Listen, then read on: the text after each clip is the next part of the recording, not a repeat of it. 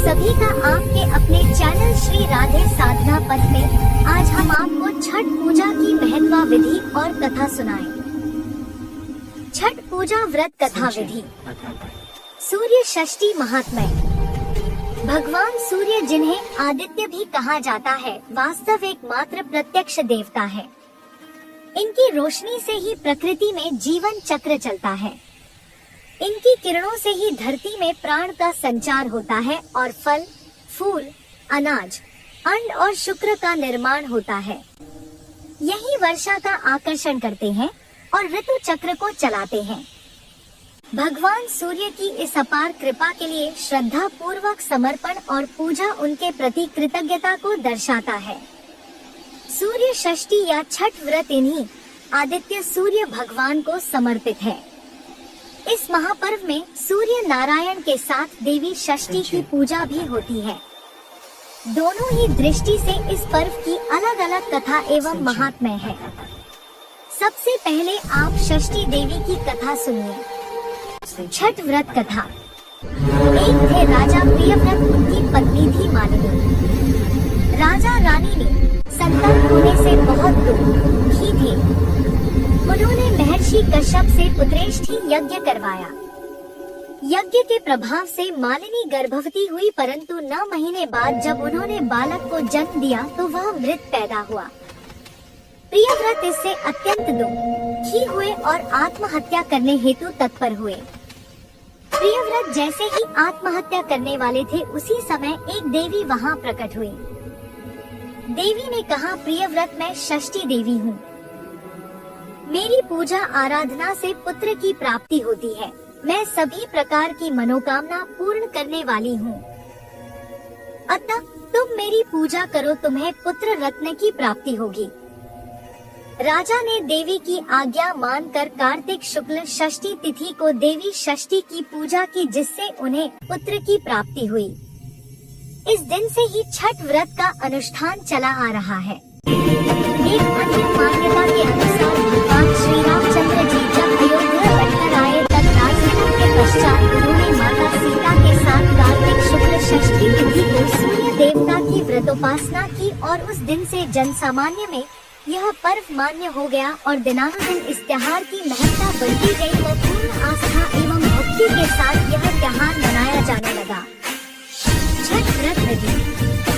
इस त्योहार को बिहार, झारखंड, उत्तर प्रदेश एवं भारत के पड़ोसी देश नेपाल में हर्षोल्लास एवं नए निष्ठा के साथ मनाया जाता है।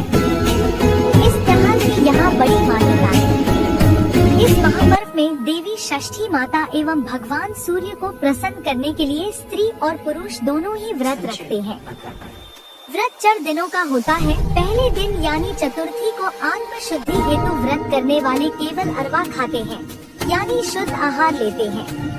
पंचमी के दिन नहा खा होता है, यानी स्नान करके पूजा पाठ करके संध्या काल में गुड़ और नए चावल से खीर बनाकर फल और मिष्टान से छठी माता की पूजा की जाती है। फिर व्रत करने वाले कुमारी कन्याओं को एवं ब्राह्मणों को भोजन करवाकर इसी खीर को प्रसाद के तौर पर खाते हैं। षष्ठी के दिन घर में पवित्रता एवं शुद्धता के साथ उत्तम पकवान बनाए जाते हैं। संध्या के समय पकवानों को बड़े बड़े बांस के डालों में भरकर जलाशय के निकट यानी नदी, तालाब, सरोवर पर ले जाया जाता है। इन जलाशयों में ईंट का घर बनाकर उन पर दिया जलाया जाता है। व्रत करने वाले जल में स्नान कर इन डालों को उठाकर डूबते सूर्य एवं षष्ठी माता को अर्घ्य देते हैं। सूर्यास्त के पश्चात लोग अपने अपने घर वापस आ जाते हैं। रात भर जागरण किया जाता है।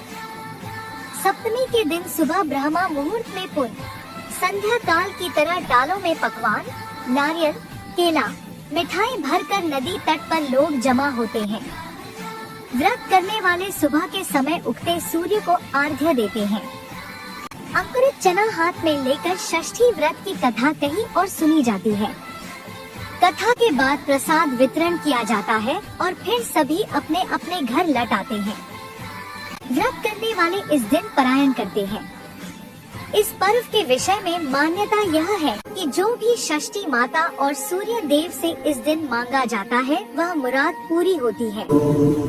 इस अवसर पर मुराद पूरी होने पर बहुत से लोग सूर्य देव को दंडवत प्रणाम करते हैं। सूर्य को दंडवत प्रणाम करने का व्रत बहुत ही कठिन होता है। लोग अपने घर में कुल देवी या देवता को प्रणाम कर नदी तट तक दंड देते हुए जाते हैं। दंड की प्रक्रिया इस प्रकार से है, पहले सीधे खड़े होकर सूर्य देव को प्रणाम किया जाता है, फिर पेट की ओर से जमीन पर लेटकर दाहिने हाथ से जमीन पर एक रेखा खींची जाती है। यही प्रक्रिया नदी तट तक पहुंचने तक बार बार दोहराई जाती है। ऐसी ही और कहानियां सुनने के लिए हमारे